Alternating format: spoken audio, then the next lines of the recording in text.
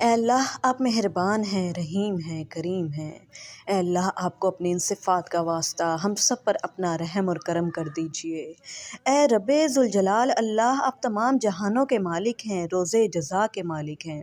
اپنے خزانوں سے ہم سب کی جھولیاں بھر دیجئے۔ اے اللہ سب بیماروں کو شفا دے دیجئے، بے گھروں کو گھر دے دیجئے، بے روزگاروں کو روزگار دے دیجئے، سب بے اولادوں کی جھولیاں بھر دیجئے، بے اولادوں کو اولاد کی نعمت عطا کر دیجئے۔ آمین الہی آمین۔ السلام علیکم ورحمۃ اللہ وبرکاتہ۔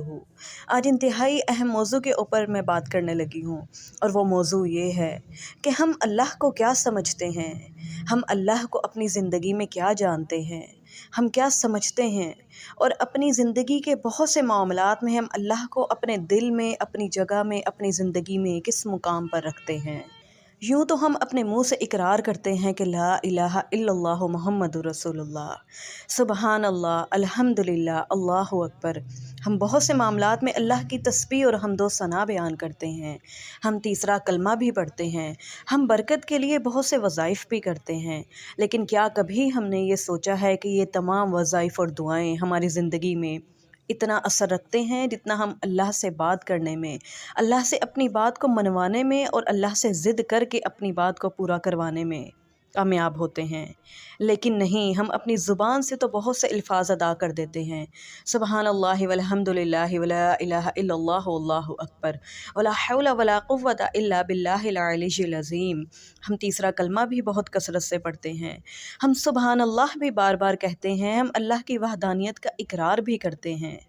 لیکن کیا واقعی زندگی میں ہم اللہ کو ایسا سمجھتے ہیں کہ جیسا اس کے سمجھنے کا حق ہے، کہ وہ رب کعبہ ہے، وہ رب ذوالجلال ہے، وہی تمام تعریفوں کے لائق ہے، کہ کائنات اس نے اسی وجہ سے بنائی کیونکہ وہ واحد ہے، لم یلد ولم یولد ہے، کہ کائنات میں ہر چیز اس کی حمد و ثنا اور تسبیح کرتی ہے۔ لیکن آج یہ انتہائی اہم موضوع جس کی وجہ سے ہم اپنی زندگیوں میں بہت سے معاملات میں مسائل کا شکار ہیں، ڈپریشن کا شکار ہیں، الجھنوں کا شکار ہیں، بہت سی پریشانیاں اور ذہنی تناؤ ہماری زندگی میں اسی وجہ سے ہیں کہ ہم اللہ کو وہ سمجھتے ہی نہیں جیسا کہ اس کے سمجھنے کا حق ہے، اور ہم اس قابل بھی نہیں ہیں، اور ہم اس بات کو سمجھنے میں بھی ناکام رہتے ہیں کہ ہم نے اللہ کا صحیح حق ادا ہی نہیں کیا، ہم نے اس کو صحیح سمجھا اور جانا ہی نہیں، ہم نے اس کی بھیجی ہوئی تعلیمات پر عمل ہی نہیں کیا۔ ہمارے پاس تو زندگی میں یہ وقت بھی نہیں کہ ہم اس کی تعلیمات پر، اس کی بھیجی ہوئی کتاب پر، اس کے ترجمے پر، اس کی عربی پر غور و فکر کر سکیں۔ جیسا کہ اللہ رب العزت خود قرآن پاک میں ارشاد فرماتے ہیں کہ میں نے اس کتاب کو بندوں کی ہدایت کے لیے بھیجا۔ سورہ بقرہ کی پہلی آیت میں بھی یہی ہے کہ تمہارے لیے، تمہاری فلاح کے لیے، تمہاری ہدایت کے لیے میں نے اس کتاب کو، اس قرآن مجید کو نازل کیا۔ لیکن سوچنے اور سمجھنے کی اور غور و فکر کرنے کی بات یہ ہے کہ ہم اللہ کو، اللہ کے نبی کے بھیجے ہوئے پیغام کو، قرآن کی تعلیمات کو، قرآن کے پیغام کو اور سنت کو ہم کس طرح سے اپنی عملی زندگی میں رکھتے ہیں۔ اگر یہ دیکھا جائے کہ آج کے دور میں ہم کس قدر مسائل اور الجھنوں کا شکار ہیں، تو ہمارا اللہ پر توکل کا لیول کیا ہے، توکل کا معیار کیا ہے۔ اگر ہم یہ سوچیں کہ ہم کسی ایک مصیبت میں گرفتار ہیں اور ہمارے ذہن میں یہ خیال تک نہیں آتا، ہم واویلا کرتے ہیں، ہم بین کرتے ہیں، ہم اپنے رونے شروع کر دیتے ہیں کہ ہائے ہائے ہائے ہمارے ساتھ یہ کیا ہو گیا۔ لیکن کیا اس وقت ہم یہ سوچتے ہیں کہ ہم اللہ کی رضا میں راضی ہوں، ہم اس کی ذات پر توکل کریں، تشکر کریں کہ وہ جس حال میں بھی ہمیں رکھیں ہم اسی حال میں راضی رہیں، کہ بے شک وہی سب سے زیادہ بہتر جاننے والا ہے، وہی انہ علیم بذات الصدور ہے، وہی واللہ علیم بذات الصدور ہے۔ لیکن نہیں، ہم ایسا نہیں کرتے۔ بہت سے معاملات میں ہم ناکامیوں کا شکار ہو جاتے ہیں، ہم نوکری کرنے میں، روزگار تلاش کرنے میں ہم ناکام ہو جاتے ہیں۔ ہم نے جو سوچا ہوتا ہے کہ ہم اس پلان کے مطابق ہم یہ کام کریں گے، یہ کریں گے، یہ کریں گے، لیکن نہیں، ایسا نہیں ہوتا۔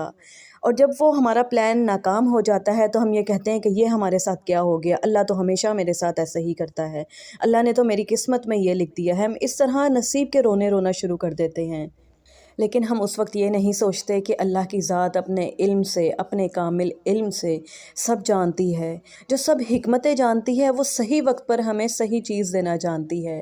لیکن انسان کی فطرت میں، انسان کی سرشت کو اللہ تعالیٰ نے بہت بے صبرا اور جلد باز بنایا ہے۔ اور انسان کی حقیقت ہی اللہ نے قرآن کی سورہ یاسین میں یہ بتا دی کہ ہم نے تو تمہیں کھنکتی ہوئی مٹی سے پیدا کیا، ہم نے تو تمہیں گندی مٹی سے پیدا کیا، بدبودار نطفے سے پیدا کیا۔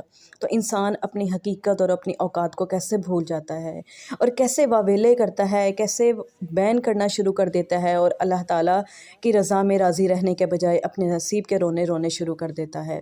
تو ہمارے لیے تو یہ لمحہ فکریہ ہے کہ ہم سوچیں کہ اللہ کی اہمیت ہماری زندگی میں کیا ہے، کہ اللہ کی ذات تو وہ ذات ہے کہ جس نے ہمیں اس دنیا میں بھیجا اور جس مقصد کے لیے بھیجا وہ اپنی عبادت ہے، لیکن عبادت کے مقصد کو بھول کر ہم اپنی خواہشوں کے غلام بن چکے ہیں، ہم اپنے نفس کے غلام بن چکے ہیں۔ لیکن جب کہ رب یہ کہتا ہے کہ میں کسی نفس پر اس کی جان سے زیادہ بوجھ نہیں ڈالتا، اور ہر مشکل کے بعد آسانی ہے۔ اللہ تو بار بار کہتا ہے کہ ہر مشکل کے بعد آسانی ہے، اور یہ بھی کہتا ہے کہ ہر مشکل کے بعد دو آسانی ہیں، صرف ایک آسانی نہیں، دو آسانیاں ہیں۔ تو غور کیجئے، اپنی زندگی پر غور و فکر کیجئے اور سوچئے کہ ہم اللہ کو کیا مقام دیتے ہیں۔ کیا ہم زندگی میں یہ وقت نکالتے ہیں، روزمرہ رات کو سوتے وقت ہم اللہ سے مناجات کرتے ہیں، اپنی رودات سناتے ہیں جیسے کسی ایک دوست کو سناتے ہیں؟ نہیں، ہمارے پاس یہ وقت ہی نہیں ہے۔ ہم اپنے موبائلوں پر مصروف ہیں، ہم انٹرنیٹ پر مصروف ہیں، لیکن ہم اللہ سے بات کرنے کے لیے 2 منٹ اس کو اپنی رودات سنانے کے لیے، اپنی آپ بیتی سنانے کے لیے ناکام رہتے ہیں۔ ہم اللہ کو اپنی زندگی میں وہ اہمیت دیتے ہی نہیں جیسا کہ اسے دینے کا حق ہے۔ تو سوچئے اور غور کیجئے اور اپنی زندگی میں اللہ سے محبت کو بڑھائیے، اس کے ساتھ کو مانگیے، اس کی عشق اور اس کی قربت کو مانگیے۔ جزاک اللہ خیرہ۔